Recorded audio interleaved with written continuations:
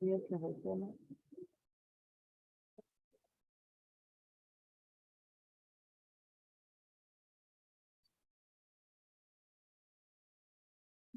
Bueno, supongo que funciona bien.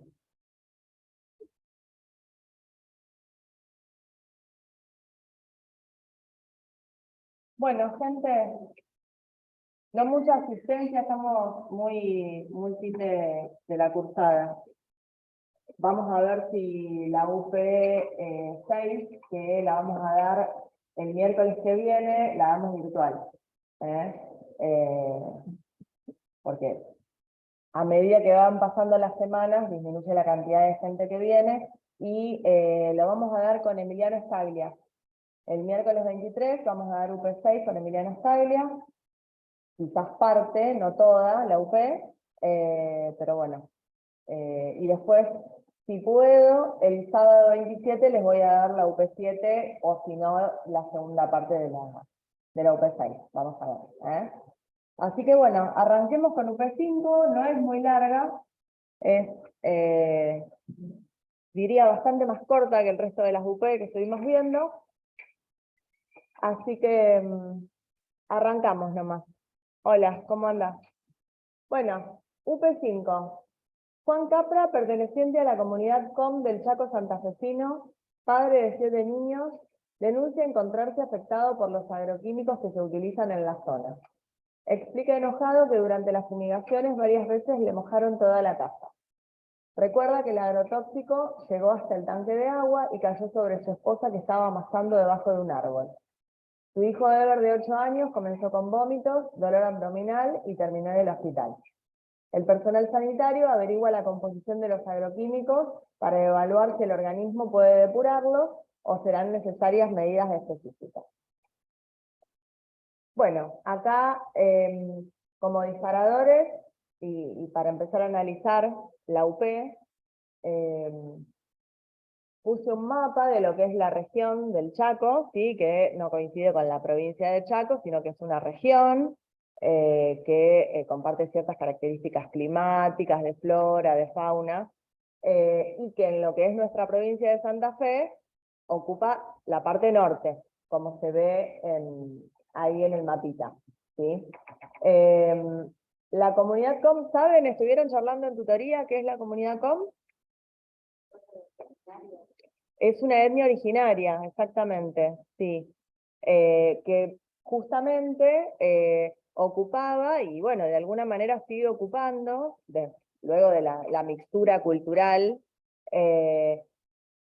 parte de esta zona, ¿no es cierto? Originariamente estaban sobre todo en lo que es norte de Santa Fe, Chaco y Formosa. Pero bueno, podemos pensarlo como parte de lo que es la región de Chaco.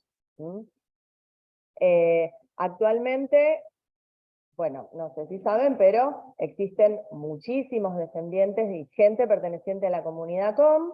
En nuestra ciudad hay muchos habitantes, ¿sí? Que se reconocen como parte de la comunidad COM o descendientes de originarios COM. COM o QOM. Esa es la bandera de la comunidad, así como después en la UP6 les voy a traer la bandera del pueblo de la nación mapuche. Bueno, hay una familia de la comunidad COM que ha sido fumigada, por decirlo así en lenguaje bastante coloquial. Ahí les puse una fotito de una aplicación de agroquímicos por vía aérea, saben que también se pueden aplicar en forma terrestre. Y bueno, elementos que surgen de la UP como el agroquímico como un contaminante, como un tóxico, como para desarrollar un poquitito estos contenidos. Y bueno, también en la UP nos dice que le han rociado la casa, que le cayó el tóxico o el químico directamente encima a la esposa, en la comida que estaba amasando, en el tanque de agua, que bueno, esto es algo que debería estar tapado, pero como para que pensemos la posibilidad de la exposición por vía oral a los tóxicos, ya sea por ingestión de agua, como alimentos contaminados, o por el contacto directo con la piel, o la vía inhalatoria, ¿sí? O sea que acá tenemos para pensar que seguramente esta familia puede estar expuesta por las 3 vías o rutas de exposición a estos agrotóxicos.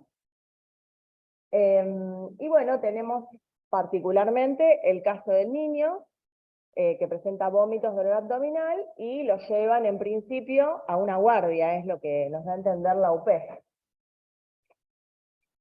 Bien, entonces, así como en la UP4 pensábamos en paralelo el abordaje de promoción de la salud y el abordaje químico, yo creo que, clínico, yo creo que en esta UP lo podemos hacer en forma similar. Por un lado, pensar, bueno, un abordaje de esta familia y de la comunidad o de la población, los habitantes de la región, desde la promoción de la salud, y después analizar particularmente el caso del niño, que evidencia, en principio podemos decir, una intoxicación aguda. Si bien ustedes no tienen que saber patología, pero, bueno, la hipótesis principal es que el nene está intoxicado.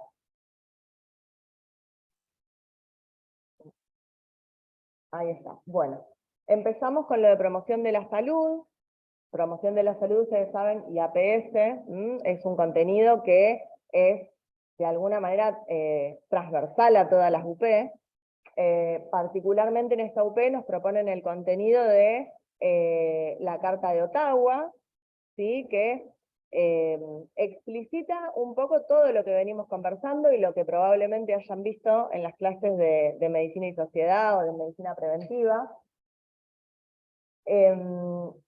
Bueno, la Carta de Ottawa se elaboró en la primer conferencia internacional sobre promoción de la salud en el año 1986. Bueno, esta conferencia tuvo lugar en Ottawa particularmente, y por eso se denominó Carta de Ottawa. Y ahí es donde se definió, recuerden que la Declaración de Alma Ata, que establece la meta de salud para todos en el año 2000, y define a la estrategia de atención primaria, a la atención primaria de la salud como la estrategia para la consecución de ese objetivo, eso fue en 1978 en Alma Ata, en la ex-URSS. Y en 1986 entonces, la Conferencia de Promoción de la Salud en Ottawa. Ahí se define que la promoción de la salud es proporcionar a los pueblos los medios necesarios para mejorar su salud y ejercer un mayor control sobre la misma. En esa frase tenemos un montón de cosas y actividades para pensar. Es un concepto hiper amplio, hiper integral, y que es inescindible de lo que es un montón de los principios de la atención primaria de la salud, ¿sí? Porque ustedes saben que una de las actividades fundamentales de la atención primaria de la salud es justamente la promoción, ¿tá? Entonces, bueno, pensando en los medios que tenemos que proporcionar, podemos pensar en información, en educación, básicamente en condiciones de vida dignas, saludables, ¿sí? Que actúan como determinantes de la salud. Tenemos que saber que fundamentalmente las condiciones de vida van a estar en relación a lo que son las políticas públicas de una determinada región o país, y un elemento central en la promoción de la salud es la participación comunitaria. O sea que pretende, como ya venimos diciendo, ¿no es cierto?, justamente la plena participación de la comunidad para lograr mejorar su salud en forma activa, ¿no es cierto? Entra acá nuevamente el concepto de empoderamiento, que ustedes ya lo vienen trabajando, que es un poco más reciente, pero justamente tiene que ver con lograr una mayor autonomía, que la población logre un control y pueda ir definiendo estrategias para mejorar su salud y, en definitiva, para mejorar sus condiciones de vida en general. Un contenido también específico que está en la Carta de Ottawa y que está propuesto en los contenidos son los prerequisitos para la salud. No sé si lo vieron ahí en el cuaderno del alumno. ¿Qué significa? Que hay determinados requisitos que, si no se cumplen, no podemos hablar de salud integral. ¿tá? Así como también hablábamos de la garantía de derechos humanos y que si no se cumplen no podemos hablar de salud integral, bueno, eso es muy parecido. Y acá se especifican, ¿no? Paz, educación, vivienda, alimentación, renta, ecosistema estable, justicia social y equidad, ¿tá? Como para puntualizarlo, lo que son los prerequisitos, pero bueno, tiene que ver con lo que son las condiciones de vida de las poblaciones como determinantes del proceso de salud-enfermedad, tanto a nivel poblacional como individual. Y acá en forma práctica, para pensar diferentes intervenciones que podemos aplicar en esta UP desde el abordaje de la promoción de la salud, bueno, ya dijimos que el Estado debe ser garante, ¿no? De la protección de la promoción de la salud y de la protección, en esta UP particularmente, de las personas de la comunidad que no estén expuestas a sustancias tóxicas, ¿verdad? Entonces, bueno, esto evidentemente en la UP no se cumple y sabemos que no se cumple en un montón de aspectos y específicamente en agrotóxicos. Como profesionales de la salud, bueno, se me ocurre pensar, en este caso no hay tantas acciones como teníamos en la UP4 de lo que es la potabilización del agua, proporcionar los medios para potabilizar, que sería como una salida, un parche, ¿no? En su momento lo pensábamos como un parche, hasta que haya una solución más de fondo, de acceso real al agua potable, ¿no es cierto? Pero de todas maneras, habían más acciones. En esta no hay demasiadas recomendaciones que podamos darle a Juan Capra y su familia, porque evidentemente él sabe a lo que está expuesto y por esto va y denuncia. Menos mal que denuncia, habrá que ver si esa denuncia llega a alguna parte, pero por lo menos habla de que está ejerciendo una defensa sobre la salud de él y de su familia y de su vivienda, ¿sí? Entonces, si nosotros fuéramos el médico o la médica de esa comunidad, desde la promoción de la salud, ¿qué deberíamos hacer? Y bueno, lo mismo, denunciar esta situación, poner en agenda en los distintos niveles de la gestión, ya sea de salud o de otros sectores distintos, de la necesidad de modificar esta situación, porque inevitablemente esto va a tener sus consecuencias y ya las está teniendo con un chico claramente intoxicado, ¿tá? Entonces, parte de nuestra tarea, desde el enfoque de la promoción, sería esta. Y por el otro lado, teniendo en cuenta que siempre tenemos que promover e impulsar la participación comunitaria, quizás podríamos actuar como actores, iba a decir, pero sí, bueno, valga la redundancia, como actores en el sentido, bueno, de promover la organización, de pensar colectivamente soluciones, como se ha hecho en tantas comunidades, ¿no es cierto? Que los vecinos por ahí se quejan y logran algunas cuestiones en otras cosas, ¿sí? Y en agrotóxicos en particular, ¿sí? En la protección, sobre todo en esto de las distancias a las que tienen que fumigar, que no están demasiado claras. Hay una ley provincial, no sé si están al tanto, hay una ley provincial de, ay, no me acuerdo cómo se llama, creo que de fitosanitarios, ese es el nombre, que es bastante vieja, y hay organizaciones que luchan para combatir esta situación de la exposición a los agrotóxicos, que lo que están haciendo en coordinación con determinados sectores políticos es impulsar un proyecto de ley para la modificación, o sea, no sé si es una nueva o es la modificación de la ley vigente, seguramente con mucha más protección para las comunidades y las familias, ¿sí? En términos probablemente de distancias, etcétera. Yo desconozco el proyecto, pero sí sé que estuve buscando un poquitito en el diario, que esta agrupación, organización que se llama Paren de Fumigarnos, ahí hice la captura para que si alguien quiere pueda seguir en Instagram. Están, bueno, justamente ahí, ustedes no lo ven porque está muy chiquitito, pero habla de una ley de agrotóxicos ya, ¿sí? Esto es una multisectorial, así como existe la multisectorial humedales, que está reclamando por una ley de protección de los humedales, bueno, existe, por lo menos esa es la que yo tengo conocimiento, esta organización que se llama Paren de Fumigarnos. Y este año incluso fue que estuvieron impulsando que se apruebe una modificación o una nueva ley de agrotóxicos. Eso, bueno, son cosas que por ahí no están en los contenidos de la UP, pero que nos sitúan en lo concreto y en lo actual de toda esta situación, ¿sí? Ahí vemos cómo claramente, y repetimos una vez más, las cuestiones que determinan la salud y enfermedad de las poblaciones, muchas innumerables veces, tienen que ver con cosas que suceden por fuera del sector salud en particular. Bien, estamos entonces con esto. Bueno, una definición de lo que son los agroquímicos. Yo estuve buscando y les puse un manual de uso seguro y responsable de agroquímicos del INTA, como para que sepan de dónde saqué este cuadrito, y habla de los agroquímicos, los divide en los plaguicidas y en los fertilizantes.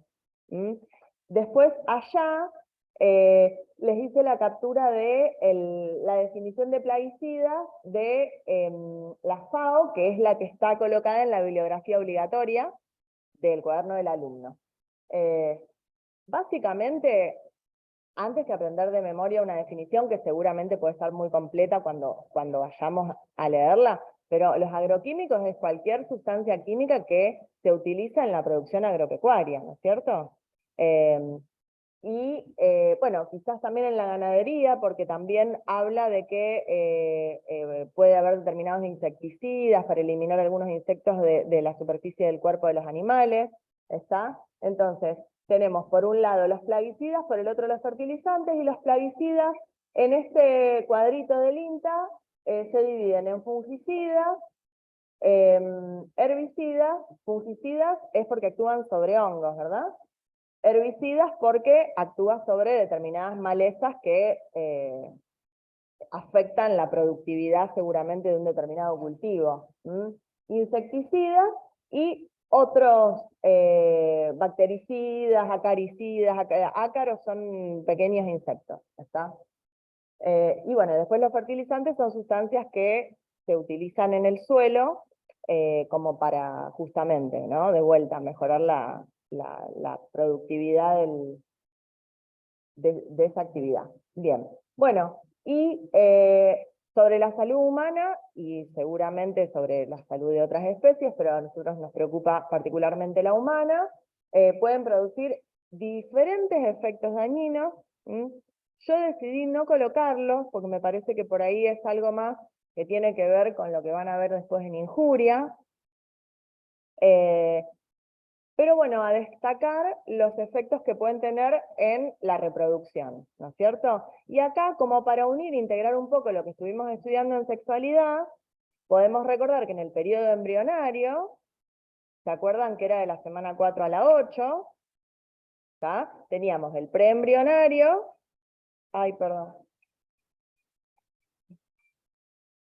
el preembrionario, que era de citohistogénesis, el embrionario, que era de organogénesis, y el periodo fetal a partir de la semana 9, que era de fisiogénesis, o sea que maduraba la función de los determinados órganos y sistemas del cuerpo. Bueno, ustedes ya lo saben, que es el periodo más susceptible a la acción de agentes teratógenos, o sea, los que pueden producir un daño en ese embrión, es, valga la redundancia, el periodo embrionario. ¿Está? Bueno. Como lo menciona el apunte, me pareció que estaba bueno para relacionarlo con lo que aprendieron en sexualidad.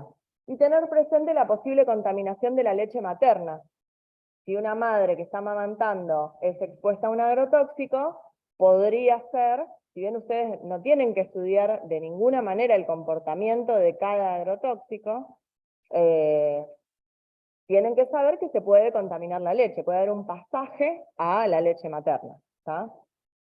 Así como puede haber un pasaje transplacentario hacia ese embrión y producirle daño, también puede haber un pasaje a la leche materna y producir un daño en ese lactante que, bueno, que se amamanta. Bien, acá saqué la clasificación recomendada por la OMS de los plaguicidas. Ese documento es del año 2019. De todas maneras, yo acá se los saqué en la diapositiva para que vean la clasificación que está propuesta en la bibliografía obligatoria, pero me pareció que al estar esto bastante más actualizado, valía la pena colocarlo. ¿Tá? Y la clasificación, bueno, es en base a lo que ustedes conocen como dosis letal 50. ¿Qué era? ¿Lo vieron en tutoría?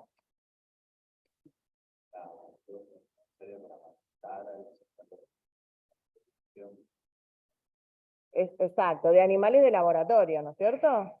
Y esta dosis se mide en miligramos por kilo de peso. ¿Está? En este caso, es la dosis letal 50 para la rata. Lo que dice ahí el apunte es que hay que, bueno, y tienen distintas vías de exposición, ¿sí? La oral y la dérmica en este caso, para esta clasificación. Entonces decía, lo que dice el apunte es que hay que determinar la dosis letal 50 para las distintas vías de exposición y a su vez en distintas especies. Yo en esto que está más actualizado encontré esta que clasifica según la peligrosidad, ¿sí? A los agrotóxicos, o a los plaguicidas, mejor dicho, se llaman así en esta guía de la OMS, en 1A, sumamente peligroso, 1B, muy peligroso, 2, moderadamente peligroso, 3, poco peligroso, y U, poco probable que presente un peligro agudo. Recuerden que es distinto el efecto en una exposición aguda que en una exposición crónica. Fundamentalmente, todo el contenido que nos propone la cátedra de farmacología tiene que ver con la exposición aguda, sobre todo en las clasificaciones, ¿sí?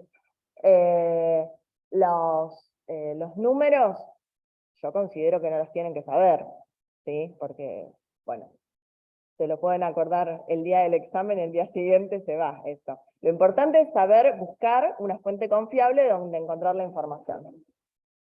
Pero sí saber, bueno, que esta clasificación se basa en la dosis letal 50.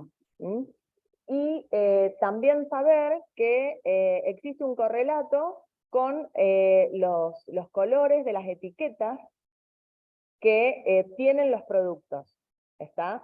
Generalmente es el menos peligroso es en verde, y después está, creo que el azul, y el amarillo y el rojo. Rojo, lógicamente, los más peligrosos. ¿Está? Entonces ahí, después en esa, tienen tiempo y ganas, ¿no es cierto?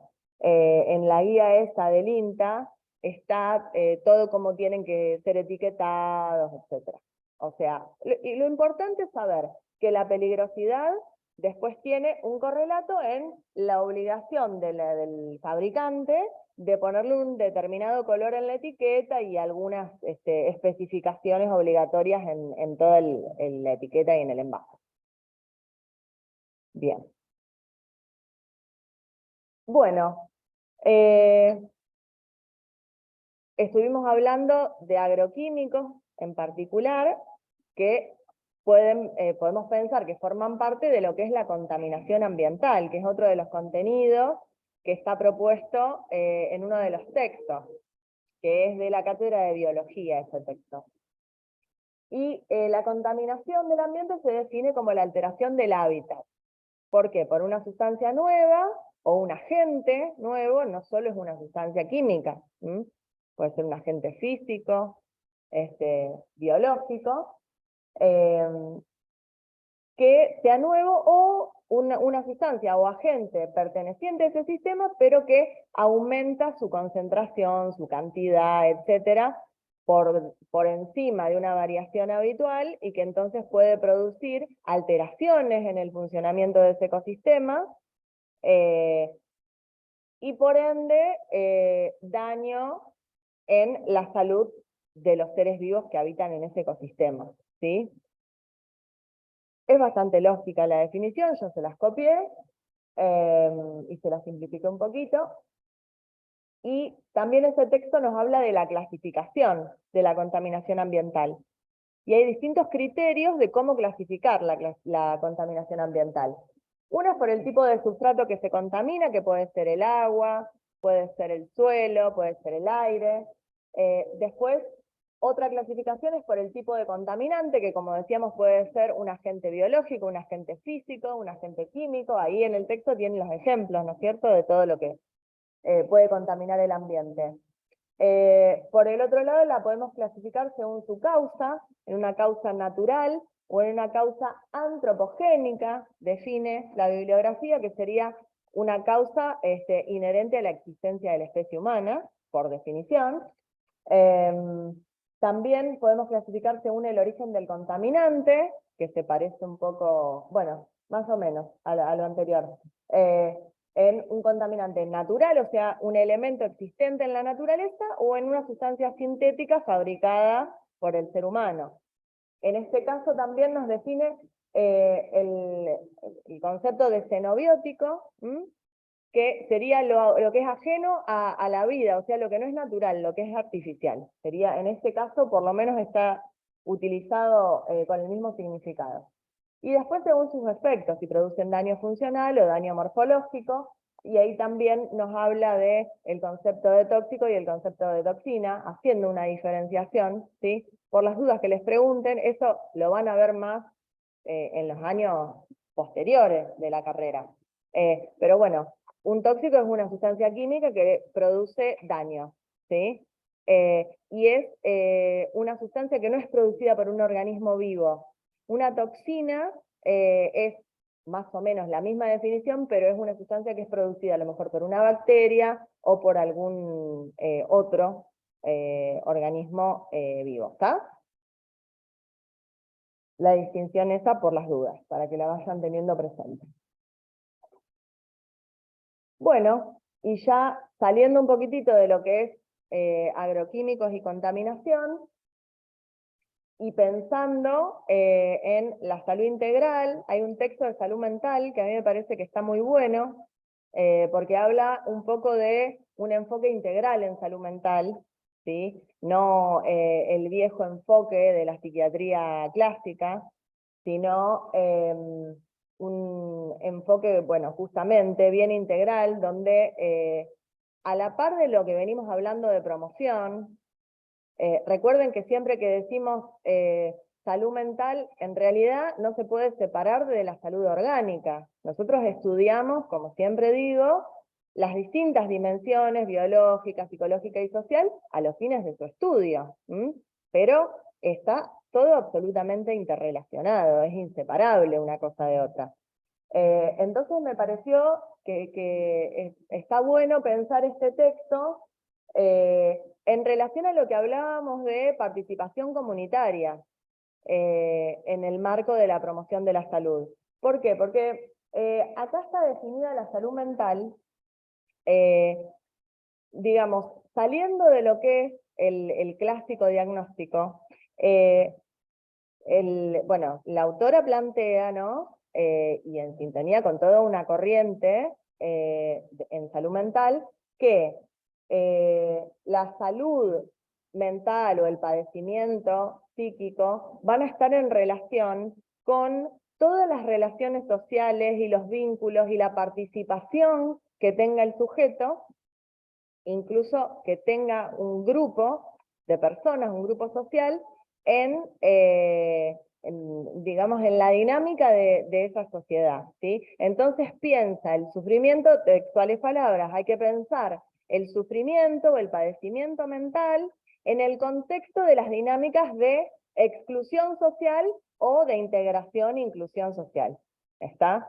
Está, digamos, el concepto de salud mental,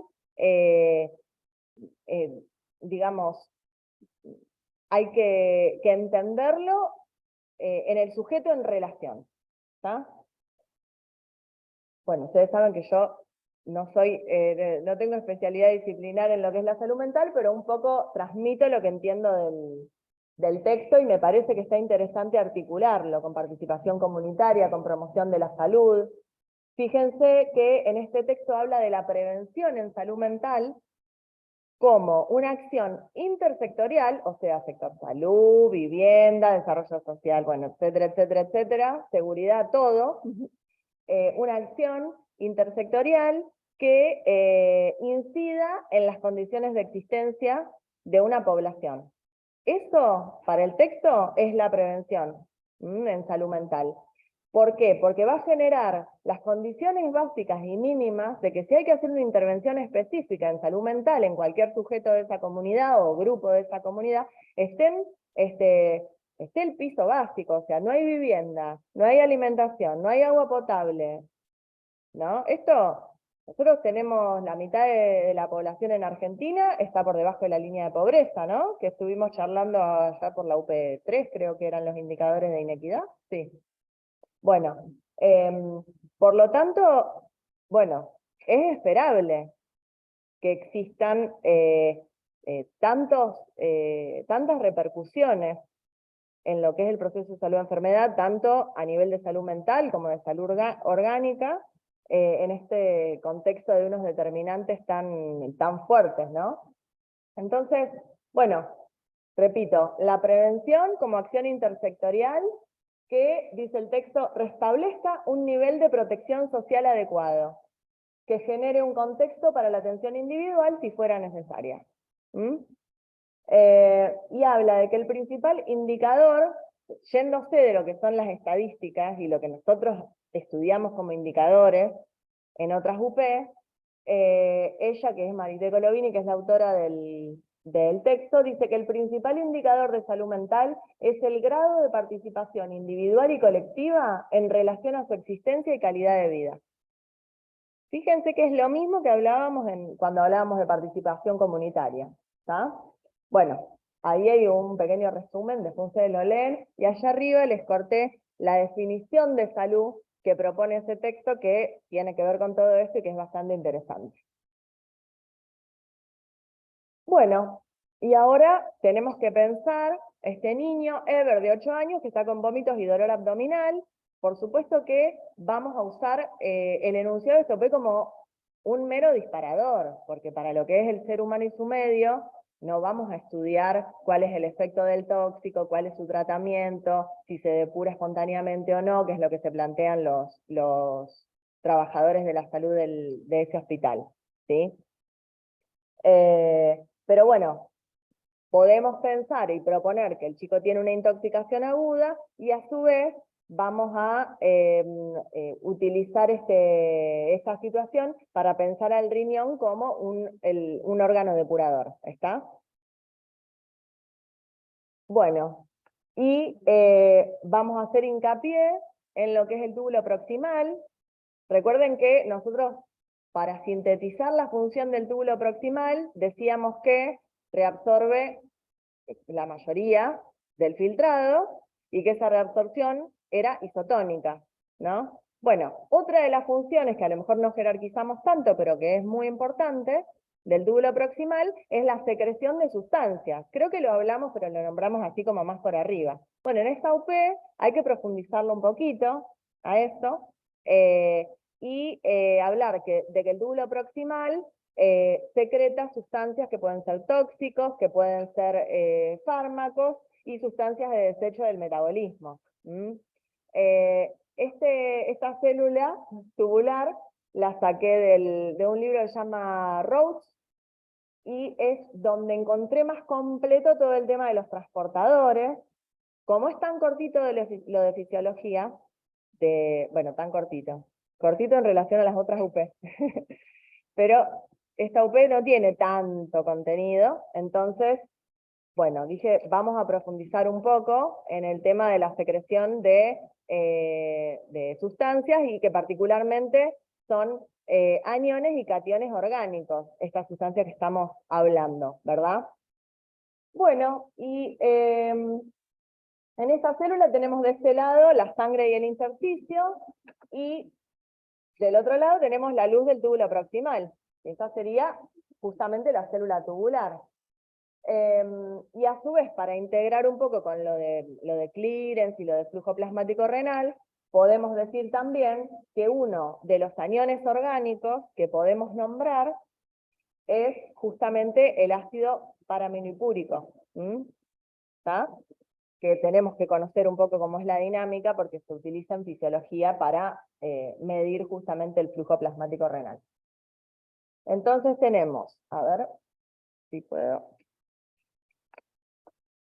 Bueno, fíjense, esta es la membrana basal, en realidad, perdón, la membrana vasolateral. No es que me estoy refiriendo a la membrana basal del epitelio, sino que la parte de la membrana plasmática que denominamos membrana vasolateral. Acá tenemos la bomba sodio-potasio ATPasa, que, bueno, en este caso está generando un gradiente electroquímico para el sodio, que sabemos que hay poco sodio dentro de la célula. Este libro lo que tiene es que las flechas que van hacia abajo habla de que la sustancia se está transportando a favor de gradiente. Y las flechas que van hacia arriba indican que la sustancia se transporta en contra de gradiente. ¿Tá? Entonces simplifica un poco, no hay que escribir tanto, con la propia flechita y su dirección nos damos cuenta. Bueno, este es el transportador de cationes orgánicos y este es el transportador de aniones orgánicos. Y lo que nos cuenta el Rose es que, bueno, el sodio ingresa a favor de gradiente electroquímico, y esto hace que, bueno, a través de un cotransporte, ingrese alfa-cetoglutarato, que a su vez proviene del metabolismo celular. Y el transportador de aniones orgánicos lo que utiliza es el transporte a favor de gradiente del alfa-cetoglutarato para intercambiarlo con el anión orgánico, que en este gráfico es justamente el ácido paraminipúrico.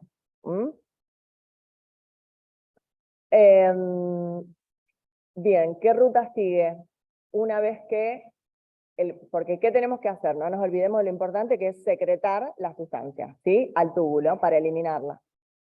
Entonces, el ácido paraminipúrico ingresa. ¿Y luego cómo sale? Puede salir en forma activa, con gasto de ATP, con este transportador que se llama proteína de, creo que es de multiresistencia a medicamentos, no me acuerdo. Antibióticos, esperen, que lo leo acá.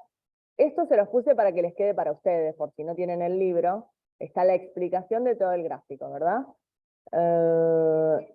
Sí, proteína asociada con multiresistencia a medicamentos. Bien. Así es como sale, entonces, el ácido es una de las maneras, y la otra es en forma pasiva a favor de gradiente, intercambiándose con algún otro anión, ejemplo cloruro, para mantener la electroneutralidad. Bien. Ahora vamos a cómo se transportan los cationes orgánicos. Como su nombre lo indica, tienen carga positiva. Sabemos que la célula eléctricamente el interior es negativo. Acá en esta nos pusieron que tiene menos 70 milivoltios. Y entonces entra, como la flecha lo indica, con un transporte mediado, ¿sí? Y a favor de gradiente. Y después se sale en contra de gradiente hacia el líquido tubular para posteriormente ser excretado, se secreta intercambiado con un hidrogenión que entra a favor de gradiente. Fíjense que lo que es el transporte activo secundario es amplísimo en el túbulo proximal, sí, y bueno, también en el asa de Henle, etc. Es muy importante lo que es Recuerden que el transporte activo secundario utiliza la energía de un soluto que se transporta a favor de gradiente electroquímico para transportar otro soluto en contra de su gradiente electroquímico. Pueden ser los dos en el mismo sentido, en ese caso se llama cotransporte, o en sentidos opuestos, y en este caso se llama contratransporte o antiporte, tiene varios nombres. En este caso, justamente, el hidrogenión va a favor de gradiente y el catión orgánico va en contra de gradiente, ¿sí? Acá tenemos un contratransporte. Lo mismo que el contrasporte sodio-hidrogenión, que ya lo habíamos nombrado cuando estudiamos el túbulo proximal, ¿no es cierto? Este ya lo habíamos nombrado. Entonces, bueno, este es el detalle de cómo hace la célula tubular para secretar los aniones y los cationes orgánicos. Y algo importante a tener en cuenta, justamente porque lo que estamos intentando es depurar el organismo de determinadas sustancias. Esto es limpieza del plasma, básicamente, a través de la secreción. Y lo hace con transportadores, o sea, es un transporte mediado, por tanto, existe cinética de saturación, del mismo modo que habíamos estudiado que ocurría con el transporte de glucosa, que había un transporte máximo. La glucosa al revés, la glucosa se filtra y luego se reabsorbe, ¿no es cierto? Estamos hablando del sentido opuesto, vamos de la luz tubular a la sangre. Hay que reabsorber la glucosa, pero si se filtra demasiada glucosa, en un momento se me saturan todos los transportadores y comienza a excretarse glucosa con aparición de glucosuria, ¿tá? Bueno, en este caso lo que va a ocurrir es que creo que hay unos gráficos de lo que es cómo se va depurando, por ejemplo, el ácido paraminopúrico, donde en un momento que se empiezan a saturar los transportadores, podríamos hablar de que la tasa de secreción no puede ir en paralelo con la concentración plasmática, ¿está? Bien. O sea que, para decirlo muy sencillo, si tengo mucha sustancia en la sangre y se me saturan todos los transportadores, en un momento no la voy a poder secretar a la misma velocidad que la venía secretando. Para resumirlo en forma sencilla, que nos quede el concepto en la cabeza. Para hablar de situación de ciertas sustancias, mediante la selección, podemos dar como ejemplo del ácido paraminopúrico, sí. Sería como por el hecho de que también es un ácido paraminopúrico. Sí. Claro, justamente, sí. Esto es lo que pasaría con estos tóxicos. Claro, es lo que te propone la cátedra, ¿eh? Como para no hablar de unas determinadas otras sustancias, puedes utilizar esa que ya está muy estudiada y que hay mucho detalle en los libros de fisiología, y que además lo podés relacionar después con el concepto de clearance, y para qué te sirve el clearance de esa sustancia, que ahora lo vamos a ver. Sí, claro. Bueno, ¿qué es entonces el clearance o aclaramiento de una sustancia? Sería el volumen de plasma que es depurado totalmente de esa sustancia en la unidad de tiempo. Y es un concepto, que yo se los escribí ahí, es un concepto hipotético, no hay un volumen que quede libre de la sustancia. El riñón, lo digo así coloquialmente, va limpiando todo el plasma. Y lo que va a ocurrir es que va disminuyendo la concentración en todo el plasma, ¿está? Pero si pensamos en términos hipotéticos, que hay una parte del plasma que me queda con la misma concentración, y hay una parte del plasma que es limpiado totalmente, bueno, ahí obtengo el concepto de clearance. Vamos a ver este ejemplito que, bueno, inventé. Vamos a suponer que hay una sustancia X que tiene una concentración en el plasma de 3 unidades por litro. Unidades, no importa cuál, gramos, lo que quieran, pero vamos a usar unidades para que me vaya con los circulitos esos. Entonces, imaginamos también un volumen plasmático total de 3 litros, ¿no? Bueno, acá tengo 1 litro de plasma, 2 litros de plasma, 3 litros de plasma en el cuerpo de esta persona. Y tengo una concentración de 3 unidades por litro. Acá, obviamente que todo el plasma está unido, pero hice las rayitas como para que podamos visualizar que son 3 unidades por cada litro. ¿Está? Entonces, vamos también a suponer que el riñón, o en realidad los riñones de esta persona, excretan 3 unidades por minuto. Entonces, al cabo de 1 minuto, voy a tener esta nueva situación. La situación real va a ser la de abajo, ¿no? Que después de 1 minuto, como el riñón saca 3 unidades por minuto, va a sacar una de acá y una de acá, y me va a quedar así, ¿verdad? Porque está todo mezclado, no está separado. Bien, pero si yo lo pienso en términos hipotéticos, también puedo pensar que si el riñón limpia 3 unidades por minuto, hay 1 litro de plasma que me va a quedar totalmente depurado de esa sustancia en la unidad de tiempo que yo definí que iba a ser 1 minuto. ¿Está? Entonces, ahí me estoy topando justamente con el concepto de clearance. Ay, ahí no se me ve esto. Bueno, ahí abajo les puse. El clearance de la sustancia, si, repito, si clearance es el volumen de plasma que es depurado, limpiado, liberado totalmente de esa sustancia en el minuto, en la unidad de tiempo, que en este caso es un minuto, entonces, en este ejemplo, el clearance de la sustancia X es 1 litro por minuto. Los riñones limpian, aclaran 1 litro de plasma de esa sustancia por cada minuto. ¿Se entiende esto? Bueno, está bien. Como es algo tan abstracto, a veces es bueno llevarlo a ejemplos bien sencillos. Bueno, ¿y cómo se calcula entonces el clearance de una sustancia? Yo ahí, ustedes ni deben saber lo que es la calculadora porque nacieron con el celular en la mano, pero ahí. Yo les puse la calculadorita esta que es solar. No existe ya prácticamente. Bueno, el clearance de la sustancia es la velocidad de excreción de esa sustancia dividido, se calcula así, dividido la concentración de la sustancia en el plasma. Y la velocidad de excreción, acá abajo lo voy a reemplazar por la fórmula de velocidad de excreción o carga excretada, que es flujo urinario por la concentración de la sustancia en la orina.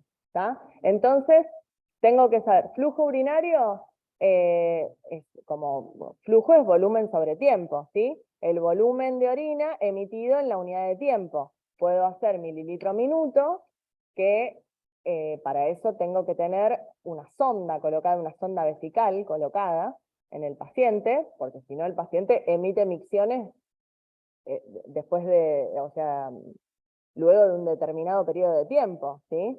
No es que está orinando todo el tiempo. Para saber cuánto orina por minuto, tiene que tener colocada una sonda.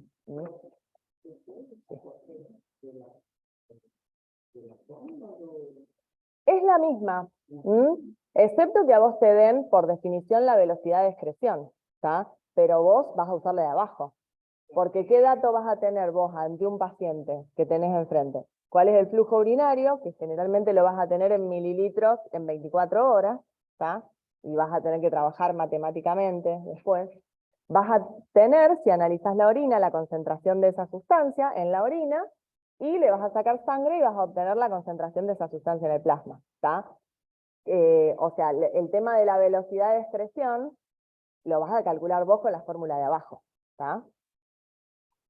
La velocidad de excreción sería la cantidad de sustancia que se elimina por orina en la unidad de tiempo. Esto, bueno, tiene muchas de estas fórmulas y conceptos, ¿tá? Entonces, habíamos dicho, repetimos, clearance, el volumen de plasma, que es totalmente depurado de una sustancia en la unidad de tiempo. Es el clearance de esa sustancia. Cada sustancia tiene su propio clearance, su propio valor, de mililitros de plasma depurado en la unidad de tiempo. Bueno, así lo calculamos. Y hay algunos clearance de ciertas sustancias que nos sirven para medir algunos parámetros fisiológicos. Ejemplo, el flujo plasmático renal, ejemplo, la tasa de filtración glomerular. Y acá están las sustancias que a mí me permiten,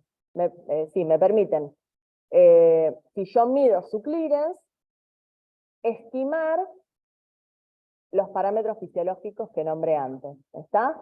Entonces, el clearance del ácido paraminipúrico me estima el flujo plasmático renal. ¿Por qué? Fíjense acá la dinámica del manejo de la filtración y el manejo tubular del ácido paraminipúrico. Teórico, no es real, porque, bueno, alguito pasa, ¿sí? Al capilar peritubular. Pero si lo simplificamos, podemos decir, también se puede sacar en forma exacta, midiendo en la vena renal, pero eso no lo puse porque me pareció, no sé, en fisio se los explicaron, pero me parece que el concepto este de que el clearance del ácido paraminipúrico estima el flujo plasmático renal es suficiente. Entonces, ¿qué pasa? Acá tengo la arteriola aferente, el glomérulo, la arteriola eferente y el capilar peritubular.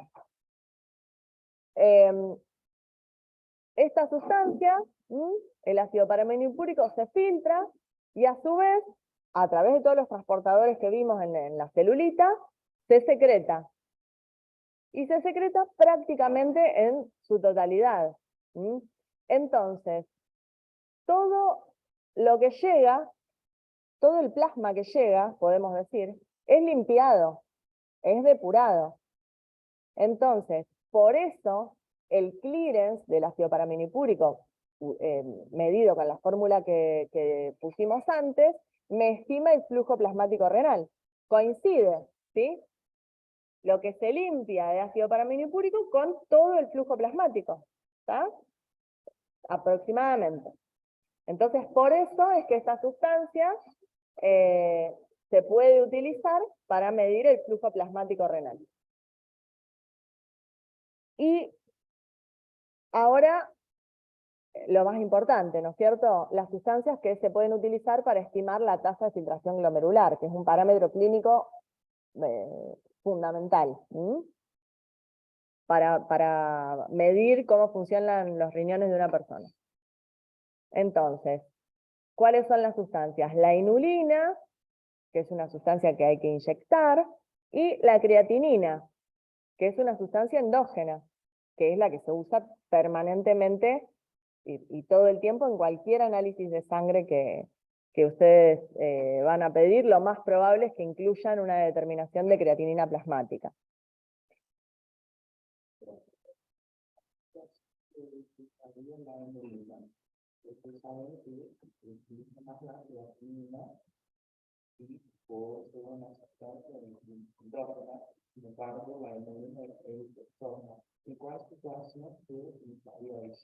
Mira, yo creo que solo en situaciones experimentales, creo que ni siquiera en nefrología se utiliza, para estimar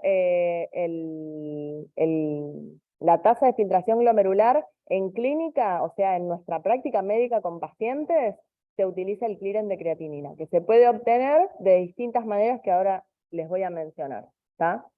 Bueno, entonces, ¿por qué estas dos sustancias me sirven para estimar la tasa de filtración glomerular? Bueno, justamente porque son sustancias que se filtran libremente y no se reabsorben y no se secretan. Entonces, todo lo que se limpia, o sea, su clearance, coincide con lo que se filtra. Sencillamente es por eso.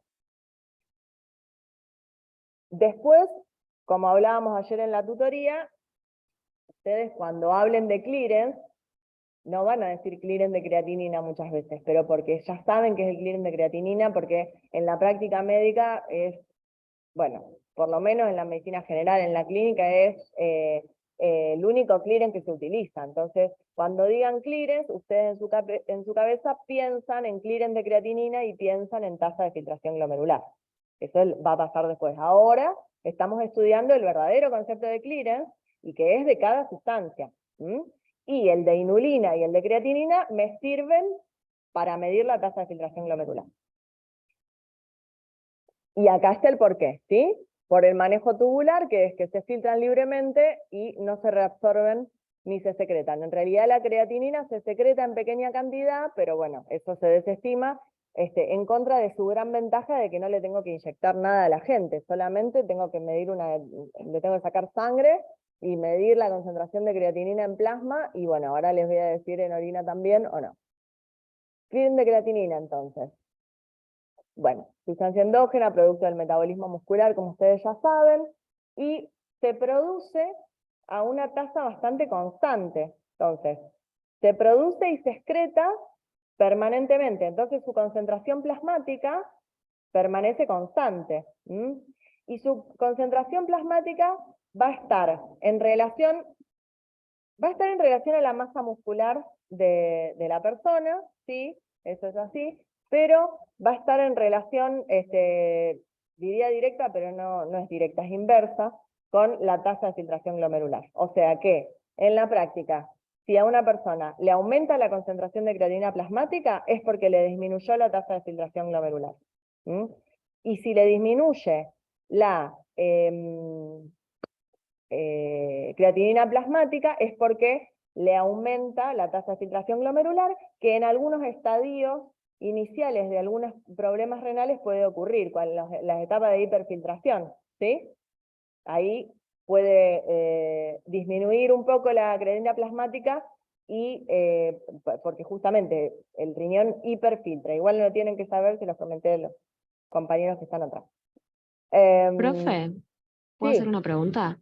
sí, claro. Si una persona consume creatinina exógena, como por ejemplo algunos deportistas, ¿se va a ver afectado el valor de creatinina plasmática? Vos sabés que no sé exactamente, puede ser, pero Porque no sé la si verdad que o sea, el músculo la utiliza no lo toda, sé, ¿eh?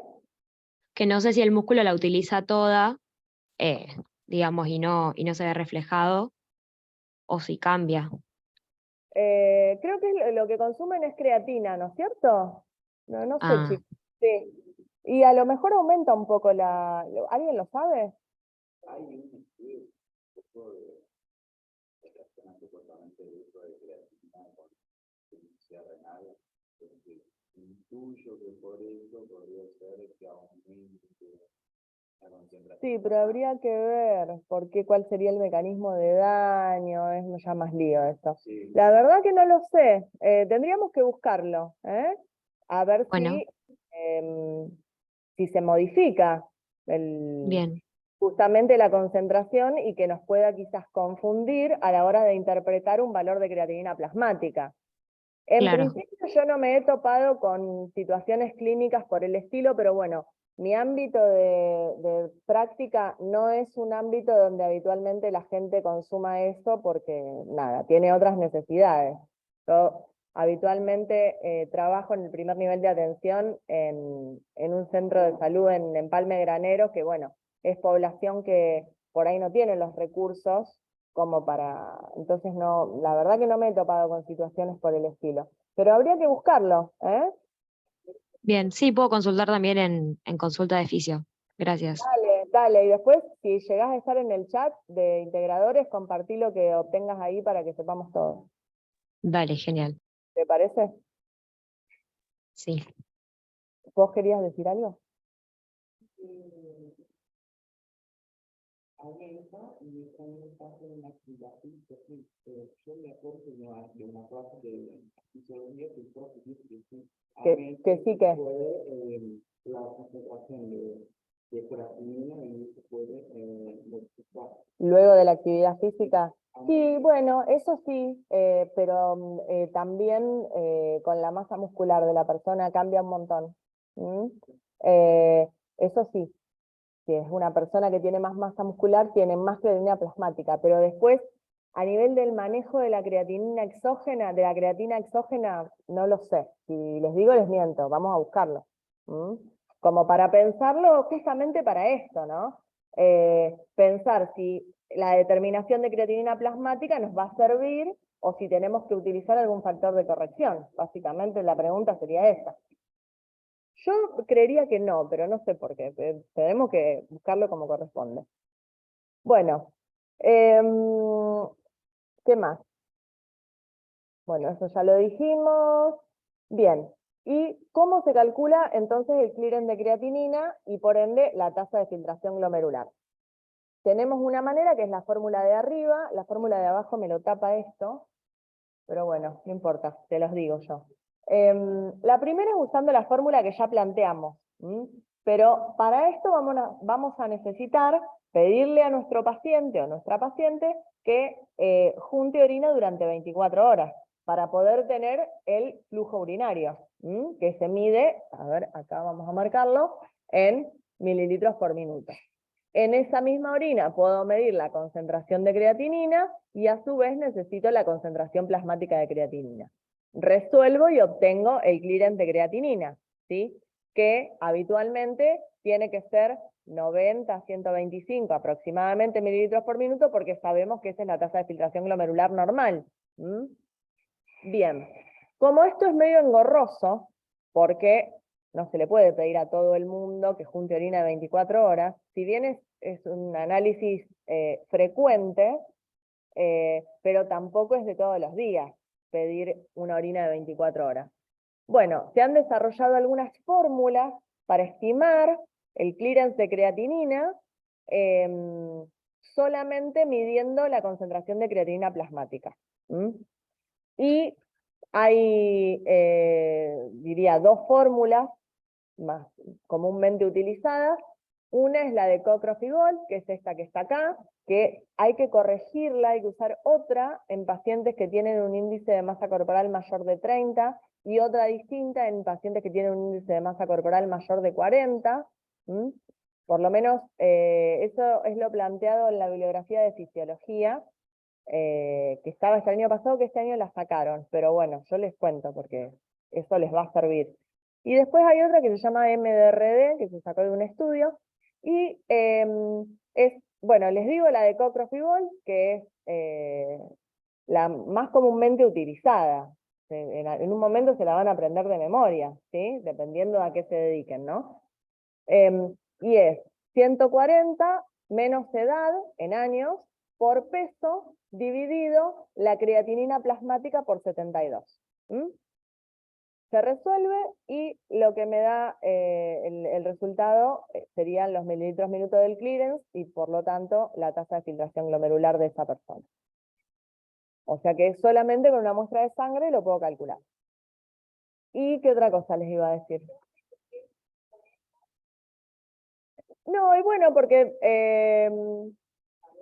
claro, ¿cómo? No, es una constante. Vos tenés que poner 140. Lo calcularon así, la verdad que cómo se llega y cómo es el desarrollo matemático, no lo sé. Sí, tal cual. Es una constante que vos tenés en tu libretita y que siempre que... Y algo importante, que no todo el mundo por ahí le presta tanta atención. Fíjense que en la fórmula está la edad y está el peso, ¿sí? ¿Qué me puedo dar cuenta con esto? Que un valor determinado de creatinina plasmática, aislado, sobre todo si está en un valor medio límite, no me tengo que quedar tranquilo o tranquila. Es bueno hacer las fórmulas, ¿sí? Porque me puedo encontrar con algunas sorpresas, ¿está? Si es una persona grande en edad y tiene un peso bajo, un valor, por motivos obvios matemáticos, un valor de creatinina plasmática a lo mejor de 1, 1,1, que está ahí, cuando lo estudiamos, ¿qué estudiamos? Que es hasta 1,2, ¿sí? El valor normal de la creatinina en plasma. Miligramos por ciento, ¿no? 1,2 miligramos por ciento. Pero en realidad, lo más correcto es estudiar el clearance normal. ¿Por qué? Porque una creatinina plasmática en una persona añosa y con un bajo peso, que esté a lo mejor justo en 1,1, 1,2, cuando yo resuelvo la fórmula, me puede dar un clearance de creatinina algo reducido. ¿Tá? Entonces, moraleja o consejo, hacer las fórmulas. Cuando atiendan pacientes en consultorio, o cuando estén... después a ojo uno se da cuenta, ¿no es cierto?, de determinados valores, determinadas personas, pero hacer la fórmula es importante en la práctica clínica porque podemos sorprendernos. Un valor de creatinina plasmática puede ser normal para una persona y para otra no.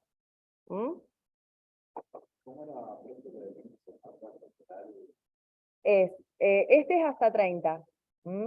De entre 30 y 40 es otra, que no se las puse a las fórmulas. Fíjate si te conseguís, bueno, en internet la encontrás, y si no en los recursos educativos 2021 de la Cátedra de Fisiología, es una hoja, fórmulas para el cálculo del clearance de creatinina. Y está, bueno, esta que es la que se hace con la orina 24 horas, la de abajo que es Cockcroft-Gault, y otras tres. No las tienen que saber de memoria, solo tienen que saber que existen. Y que la ventaja que tienen es que no tengo que pedir la orina de 24 horas. Pero el clearance real, se saca con la unidad 24 horas.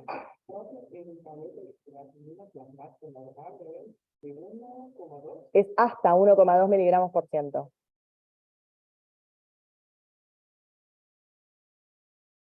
Pero ahí, repito, en realidad lo importante es el clearance. ¿Mm? Bueno, ¿qué queda? Poco. 2 diapositivas. Bueno, el concepto de carga filtrada, que sería, ahí abajo les puse, los 4 parámetros que puse arriba expresan cantidad de sustancia en la unidad de tiempo. Entonces, carga filtrada es la cantidad de sustancia que se filtra en la unidad de tiempo. Y se calcula filtración glomerular por concentración plasmática. La velocidad de excreción o carga excretada, lo vi escrito de distintas formas, es justamente la cantidad de sustancia que se excreta en la unidad de tiempo. Y se calcula con flujo urinario por concentración urinaria, que ya lo habíamos visto en la fórmula de clearance. Después tenemos la reabsorción neta de una sustancia, que la calculamos con la carga filtrada menos la excreción, y la secreción neta es la excreción menos la carga filtrada, ¿sí? En función de cuál sea mayor, ¿no es cierto? Si yo tengo una excreción mayor que una carga filtrada, opto por la última, ¿sí? Hago excreción menos carga filtrada y me va a dar lo que se secretó. Si tengo más en la orina que en el filtrado, es porque se secretó. Entonces uso excreción menos carga filtrada. Si tengo menos en la orina, cantidad sobre tiempo, ¿no? Que lo que se filtró, entonces es porque se reabsorbió. Entonces en este caso hago carga filtrada menos excreción, me da la reabsorción neta. Siempre neta, porque puede ser absorción y secreción. Pero lo que puedo obtener es el valor neto. Bien, estas serían formas quizás para aplicar en la UP de estudiar el comportamiento o el manejo renal de la sustancia tóxica que afectó al niño. De todas maneras, también como hablábamos en tutoría, yo les comentaba que en verdad en la clínica, o sea, cuando estamos atendiendo pacientes, si podemos conocer el tóxico, ya podemos conocer el tratamiento. No es que vamos a tener que estudiar sí o sí, el abordaje de las intoxicaciones es muy protocolizado. O sea, cada intoxicación en particular tiene un tratamiento específico. O no, bueno, son tratamientos de sostén, que es hidratar al paciente, etcétera, etcétera, etcétera, ¿no? Pero básicamente lo que hacemos ante una intoxicación es seguir el protocolo que tenemos que hacer. No es que vamos a tener que enfrentarnos a la situación de estudiar a ver si el riñón qué hace con esa sustancia. Eso es a los fines de la comprensión de la fisiología propuesto por la UP. Y ustedes qué pueden decir, bueno, si yo mido la carga filtrada y mido la excreción, puedo ver cuánta secreción de esta sustancia hubo. Puedo también medir el clearance. Si mido justamente la concentración urinaria, la concentración plasmática y el flujo urinario. O sea, ustedes tienen que utilizar todo esto que están estudiando para pensar en cómo lo aplican, para entender el manejo renal de esa sustancia, ¿está? Pero después no tiene tanto correlato clínico en la práctica de los tratamientos. Eso quería que supieran. O sea, sí fundamentan los tratamientos, pero no es que ustedes se van a tener que poner a estudiar el manejo renal de la sustancia habitualmente. Bueno, ¿y qué es la excreción fraccional de sodio? Fíjense que acá dividimos.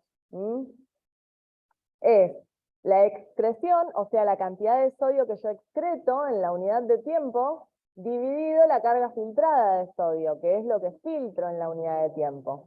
O sea, ¿cuánto excreto de lo que filtro? Habitualmente, y esto es de Guyton, 0,1 a 5%, se calcula con esa fórmula, y lo que por ahí se tienen que llevar de esto, de la excreción fraccional de sodio, es que tiene una utilidad clínica específica, que es el uso en la insuficiencia renal aguda, para ver qué tipo de insuficiencia renal aguda tengo, pero ustedes no tienen que conocer nada de eso, ¿está? Pero tiene particularmente esta utilidad clínica.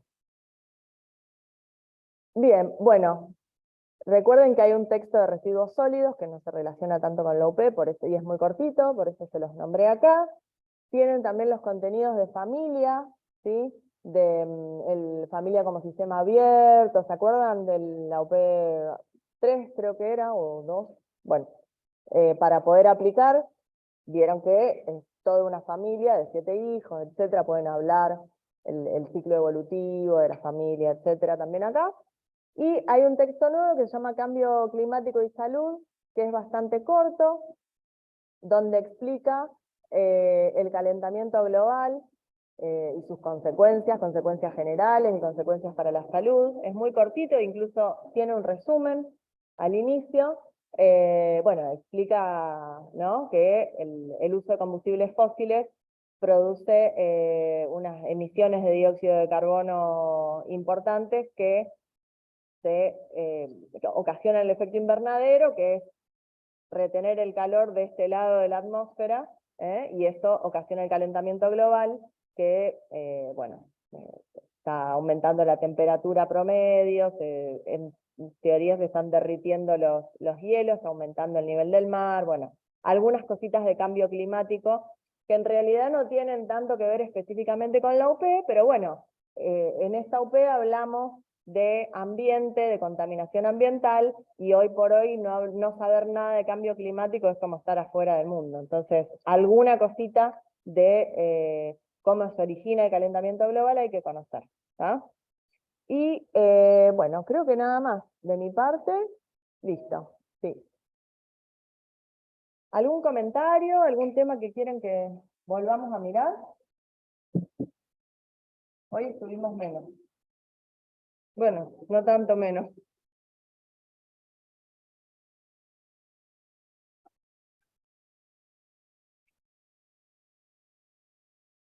No, al campus no, yo lo subo a un drive. El link para el drive, si querés, lo podés obtener, si querés escanear esto, metete en el grupo, en la descripción tenés el drive. Después si querés te vas del grupo, no te tenés que quedar. Pero dale, sí, ahí te metes y están todos los integradores, los PowerPoint y el video, por si te sirve. Nos vemos. Bueno, chicos, entonces voy a ver el miércoles que viene la UP6 con Estaglia, y vamos a ver si lo hacemos presencial o no, porque está viniendo poca gente a la facu, algunos ya se deben haber ido a su pueblo, su lugar de origen, así que después les confirmo si lo hacemos presencial y mixto, digamos, o solo virtual. ¿Mm? Muchas gracias, profe. No, por favor. Gracias, profe. Chau, chicos. Nos vemos.